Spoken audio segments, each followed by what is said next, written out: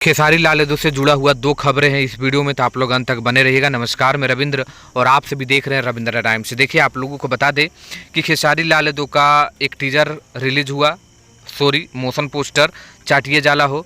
उसके बाद कल इसका टीजर आएगा और परसों इस गाने को फुल वीडियो आप लोगों के बीच रिलीज किया जाएगा अमाया फिल्म के ऑफिशियल यूट्यूब चैनल पर। जैसे कि आप लोगों को मालूम है, अभी अभी खेसारी लाल यादव इसकी जानकारी दिए हैं, तो सबको तैयार रहना है। 21 जून को ये गाना आप लोगों के बीच रिलीज होगा।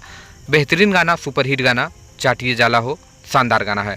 लेकिन अब मैं एक और आप लोगों को खबर दे दूं कि 22 जून 2026 को बड़का गांव नाथ बाबा के पास थाना भवनाथपुर जिला सिवान में शंकर जी एवं पंचमुखी हनुमान मंदिर प्राण प्रतिष्ठा यज्ञ होने जा रहा है, जिसमें शामिल होंगे ट्रेंडिंग स्टार खेसारी लाल यादव।